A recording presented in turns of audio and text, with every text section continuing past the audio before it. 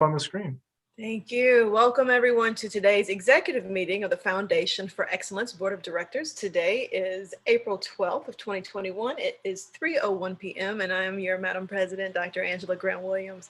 A huge welcome to everyone. It is so nice to see your faces, though we're not together.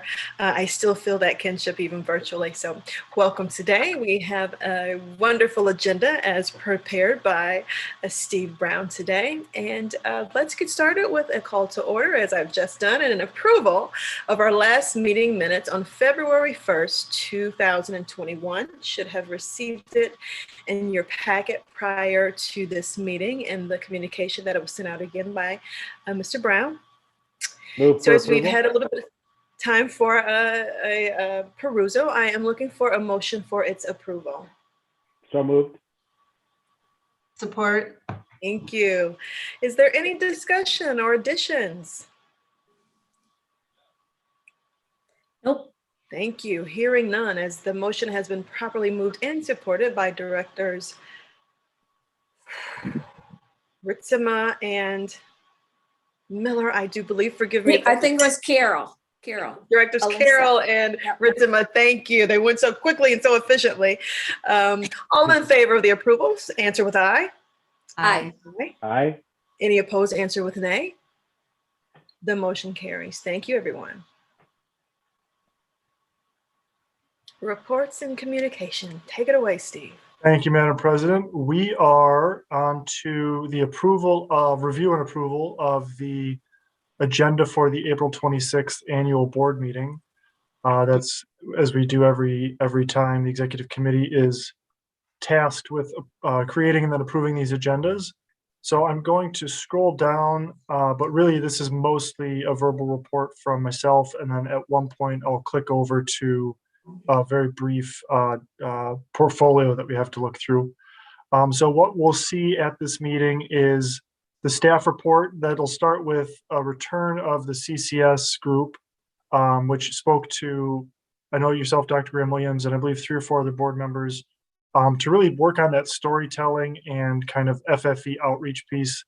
So they've got a 20-minute activity and slide deck that they'll take all the board members through, which kind of concludes where we were last time and then helps set up some of the activities that are just going to be part of, our ongoing role as ambassadors, as board members.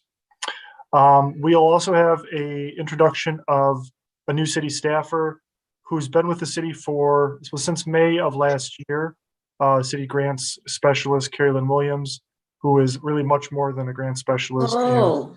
And you took the words right out of my mouth, Director Miller. She's a fantastic team member. Wow. And it's a great opportunity for you all to just meet and greet her. And as she, potentially takes on, this and that role with the foundation, it's great to have that familiarity. For the communications part of the staff report, we're going to loop back on some of the actual outputs that we've got from the work with CCS. And one of those is the logo. And so that's where I'll click over to a separate window here. I don't want to do the drum roll cliche, but it's been a long time coming. And so what we did with staff was, and the consultant was, work for a logo, as you'll see here, and you'll see some variations, that was both recognizable, right? So something that stood out and was very clear, and was distinctive, something that was versatile. So you can use it across, any number of social media or print or web activities, and in all kinds of different circumstances, which isn't that typical for a lot of logos. And then engaging, that it's clean and friendly, it's very recognizable, and that it stands out. With that, I'd say too that it in a sense complements or works well side by side with the city logo, where it will so often be presented. So I'll scroll down here and you can see this grid of 9. These are different ways in the style book that the logo would be available to be presented. So you can see, 2-color, or then, black on a white or colored background, white on a black on a colored or black background, and then with the font above or below. the E is kind of called out when it's in that blue variation there to really highlight the excellence part of it. And then as we scroll down here, you'll see, and I apologize, this is just a little bit small, but you can see even actually at the size, if you picture this on, your phone on Facebook, that it still reads at a very small scale. So if you're Mhm. flipping through Facebook or LinkedIn, or if you're seeing this on a press release, even, a couple millimeters wide, it's still recognizably FFE, both in those three kind of tone color variations. So pretty cool. We're excited about it. And then next steps would be bringing this to the April 26th meeting for overall approval. And then we'd begin implementing pretty much right away. Probably May 1st would be the official day. So we'd get it on, all of our assets. We'd update our materials. And then with this comes guidelines and best case kind of use stuff for partners. So when the city's re-granting FFE dollars, so to say, that partners can be made aware of how they could use our logo consistently. So here's another good example here. You see one of the pictures you might recognize from the annual newsletter. Just big, bold, very recognizable. And so that's a shout out to city staff Neil Conway, and then also much thanks to other staff and the consultants that helped. So willing to, happy to take any comments on that. I think that they've done a beautiful job. I really like the logo. I think that we need to make sure that the logo is presented with the label Foundation for Excellence, because I'm just thinking about the E. And just to let you all know, myself, as well as my two daughters, are in a sorority, Delta Sigma Theta sorority in college. And so I was away pinning my daughter, who just was just initiated. So as I'm looking at it, I wonder if some people would interpret that as FF, the Greek letter theta. Oh, Which is the circle with the line going across. And that's probably just me, my point of reference, because I've been seeing Delta Sigma Theta for the last couple of months. But I think as we present the logo with the verbiage, Foundation for Excellence, at least constantly initially, and then perhaps later on, as we start to have that recognition of the logo, it'll start looking less like a theta to me in the FFE if we were just to present it in that way. But I don't know if anybody saw that. Anyone else saw that? No, not me. I didn't initially, but now that you say it, now I do. And you can't unsee it. But I definitely agree. I think having the words are very important, just because I don't think the general public uses the term FFE. I know city staff and we do, but we're involved in that very closely. So I think if we, I would just stay away from just using the FFE, because I don't think it means anything to the public. Agreed. I like it. Great job, Steve. super. Yes, Director Miller. I like the choices where you have two color or one color, because I know sometimes that does factor into cost of printing and stuff. So thanks for giving options. Excellent. Well, thank you. Appreciate the feedback, and we're excited to use it. And what's interesting is that we're not the brand awareness, if you will, that we're building is in the city, right? It's not even in the county, let alone Right. Nash. So we hope that once this gets out there, it will have some familiarity, and that it complements and but also stands out from the numerous logos that are also in town. So. Well, awesome. Thanks so much. I will switch back to the agenda. So the last piece that we have under the staff report goes back to a working relationship and presentation that Disability Network offered City Commission. And so what that is about is accessibility of meetings. Right now, our focus is on Zoom style meetings, sort of remote meetings, of course. And a series of recommendations was made to Commission that Commission is taking on board on its timeline. and that the city's boards and commissions, and of course the FFE is independent, but we'd like really to have alignment there, are being asked to take on board. And so what we're going to start with is a presentation with the board.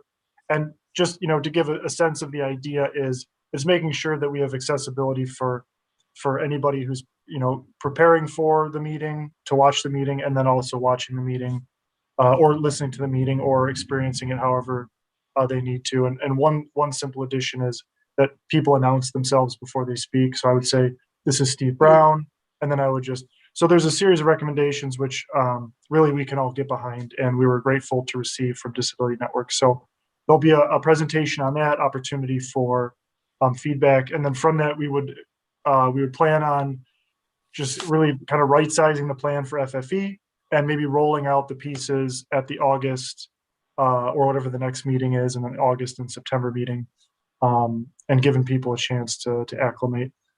So that would conclude staff presentations, and we would move that on to the regular agenda. And these are the 3 annual pieces that we go through. The first is the director appointments, in this case, all reappointments. And so that is yourself, Dr. Graham Williams, yourself, Director Miller, and Director Washington. And those are for terms ending in 2024. You'll remember, of course, the resignation of Director McFarland, which was effective last month. And then the notice of non-renewal by Director Dannison, which takes effect at the end of his term, which is May 31st.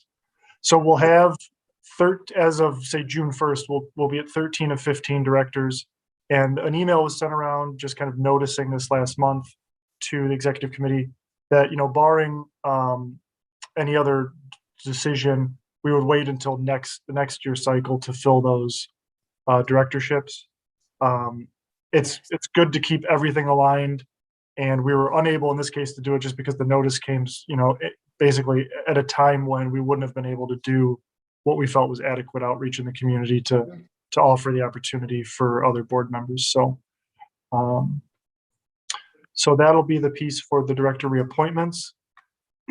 For annual election of officers, and then I'll add that with the committee nominations. There'll be a preparation email that'll go out actually later this week, with, as we've done in previous years, with just showing who's eligible for what based on their position on the board. So because the bylaws ask that there's essentially a certain mix of those who are officers.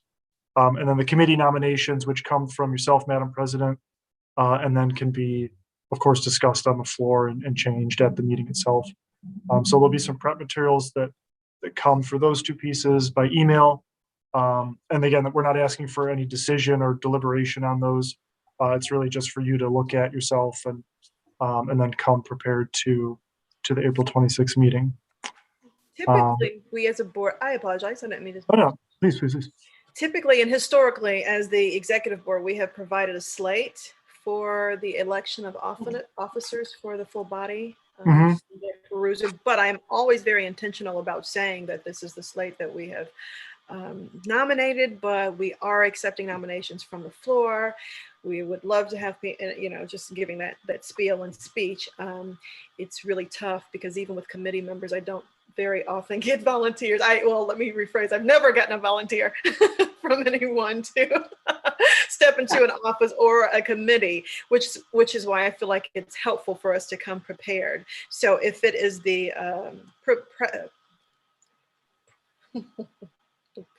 presence of the mindfulness of this committee, I'm flubbing terribly, forgive me, I would like to consider doing that again this year, just so when I announce it, I don't hear crickets, and I'm volunteering people and putting them on the spot for different officer appointments. How does the committee feel about that?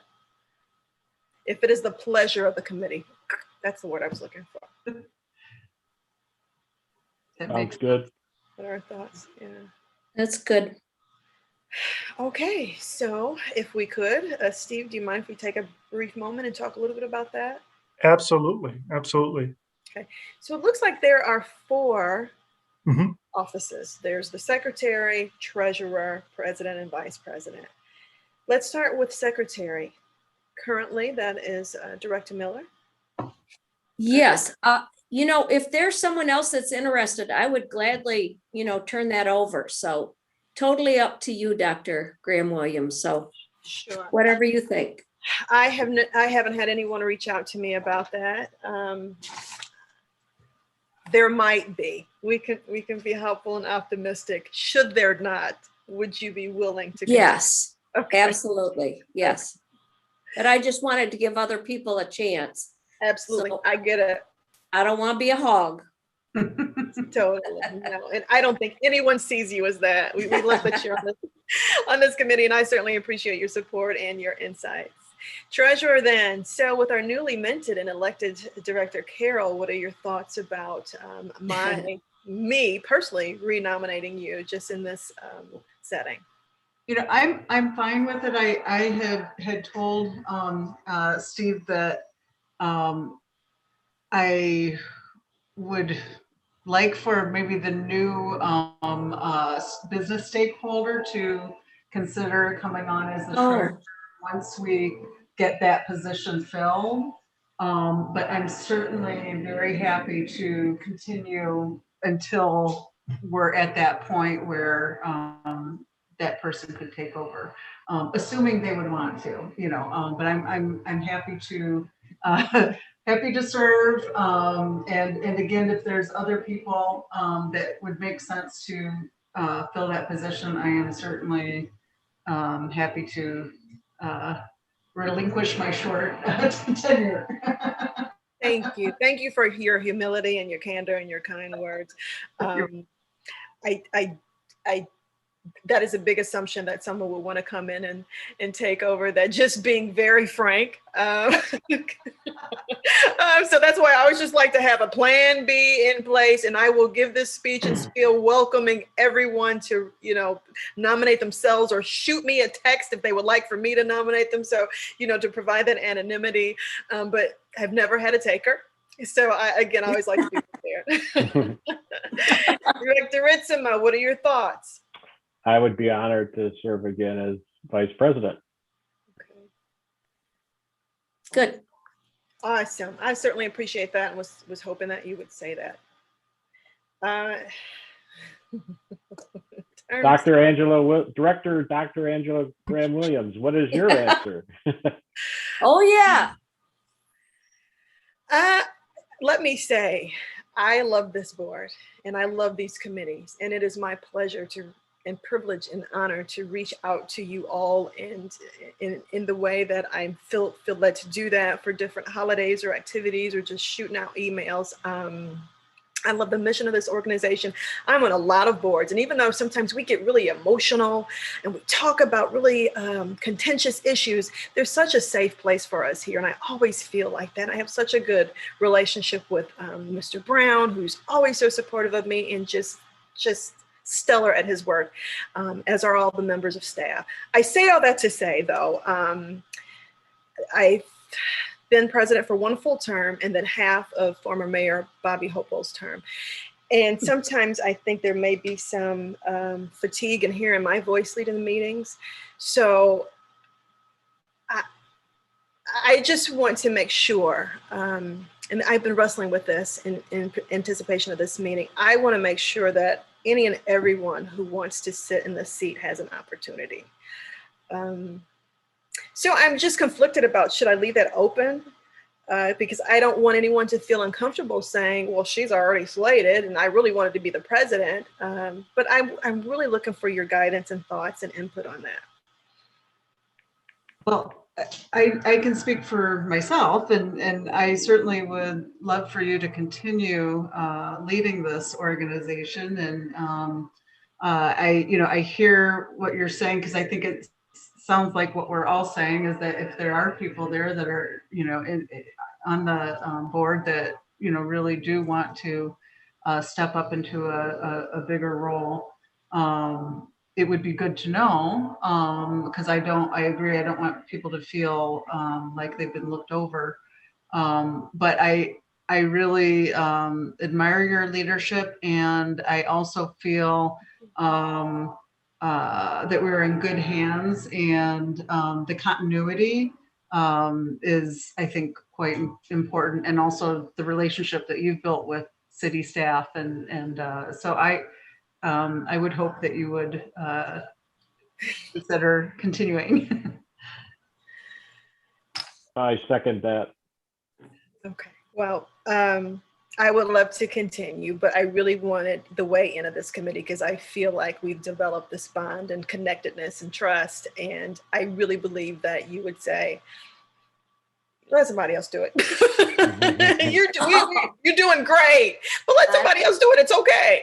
No, I don't think so. So it would be my privilege and honor to be slated. But again, just so you know, I will have that same conversation about making sure people feel comfortable and safe and welcome to self-nominate if they're looking to move up into the executive leadership of the FFE. Sound fair? Mm-hmm. Yeah, exactly. Madam President, I have a question. Sure. Which meeting is it that we actually take a vote on the election, when we actually elect the officers? Or is it April? Yes. Very next. It's our next full board meeting, which is the 26th. Is that right? Okay. Yeah. Mhm. So should there be some type of communication that goes out to the board, like now? Stephen's really good about that. Go ahead, you can talk about it. Oh, thank you. So yes, and that was a very good correction, Madam President, on coming up with the slate, because you're correct. That is what we've done in the past at the meeting itself. So what I would do in this case is, it sounds a little bit like maybe there's certainly a sensitivity for phrasing, to want to be confident in the slate that's recommended, but then also open and acknowledge that leadership doesn't build itself, and that these opportunities always exist and are open for anyone who's very interested in stepping into those roles. So and acknowledging, of course, just that human nature that oftentimes people rise to the occasion after a nomination more than they do by nominating themselves. So that would go out by email with this slate, and I think we'd phrase it as as usual, we've come, executive committee is recommending a slate, but it's the board's decision to discuss this, and nominations or self-nominations are highly encouraged. Mhm. And I think then that would be by the end of this week, and that would also go out with committee nominations. Love it. And Steve he does really well with wordsmithing Yes. in a way that's sensitive and intentional, and also encouraging, and especially with also with the committee nominations, and really explaining what the committees are, what they do, and what the ask would be. But again, we've never had anyone who's prior to the meeting who's nominated or shown any interest, which is why I feel so much more comfortable in at least providing a slate for the team. But thank you all for your kind words and your support. It means everything to me. I Totally appreciate it. supporting. Thank you. Dr. Yes, Grimm, Yes. I just wondered, Nate Dannison used to be on executive committee. Should we fill that spot, or is that something that we're waiting for? Because he was just kind of at large, wasn't he? He was a member at large. So But is that is a very I good. don't know. Yeah, I think you make an excellent point, because we do have a vacancy. Steve, can you speak to what do the bylaws say about the fact that the fifth member, does it have to be the member at large, or is it, what do the bylaws say? I can't remember. We're going to see how quickly I can navigate through the computer. That one, Glad it's you. is it at large or not? I'll get you an answer in just one moment. Okay. I think the term is at large, but I don't think it means Nate specifically. I think it just means one more. One other director, yeah. One other director, but I don't know. Okay. Yeah. So we're definitely have an opening, but it doesn't necessarily have to stipulate that we're waiting for Steve's confirmation that it has to be. Let me follow up so I use everyone's time, but let me follow up by email on that answer if it That's needs fine. to be at Yeah. large. Good point, Director Miller. Thank you for bringing that up. Should it not, then I don't know if any of you have any nominations ahead of time. Should we wait to take them from the floor? That's a difficult process. It can be. I wonder if, Steve, do you have any feeling that people are interested in spots at all, or? well, I think there may be an opportunity. So if in fact the executive committee seat doesn't have to be the at-large, that would be an interesting opportunity to bring someone into that leadership kind of role continuum Yes.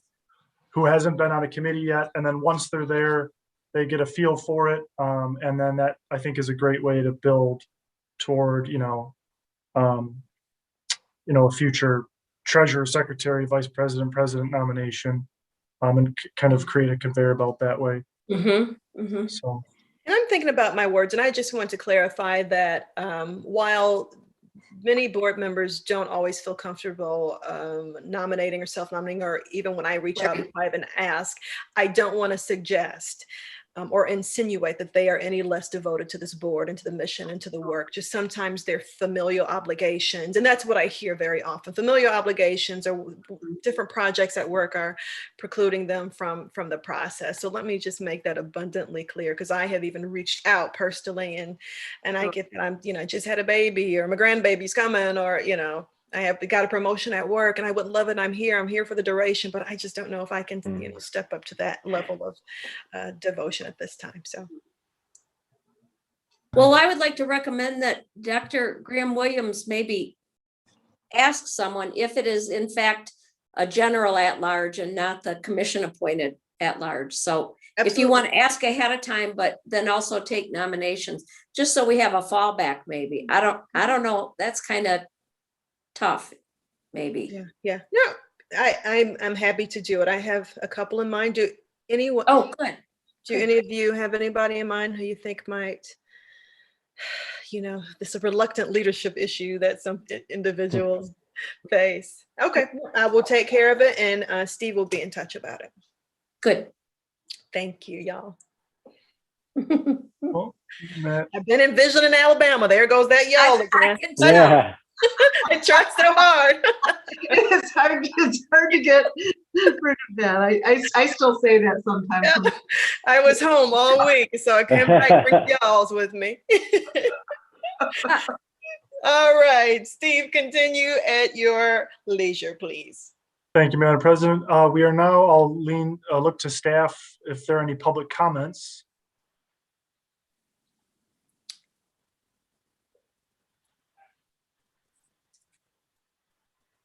If IT staff is on the call, any public comments?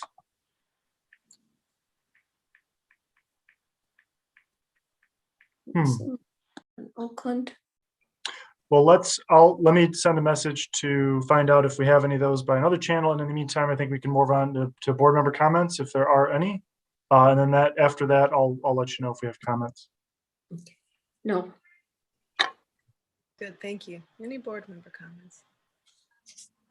No. No, just thank you. Thank you. And I just want to give a special shout to Director Ritzema, who I know had the diagnosis, and that you were in all of our thoughts and prayers. And I'm so glad to see you here healthy and well and leading us with grace and dignity and integrity, as you always do. So I'm thrilled to see you back with us today. Thank you. Appreciate Absolutely. that. Thank you, staff. Laura Lamb, thank you. Mr. Vicenzi, which I realize I've been calling you Director Vicenzi. I went to high school with that surname. So I've just realized I've been mispronouncing that. So my 1,000 apologies. And Ms. Cook, thank you for being with us today. Madam President, I am not seeing that there are any comments. And if I am corrected at a later date, then we can accommodate that however we need to, but I'm not seeing any comments. So with that, we would be at adjournment for the executive committee. All right, looking for a motion. Move to adjourn. Support. Thank you, Directors Miller and Carol. Everyone be well. Enjoy the sunshine. Thank you for all you do. Blessed to see y'all and see you in a Appreciate y'all. couple of weeks. Take Thank care, you. everyone. Thank Bye. you. You as well. Bye now.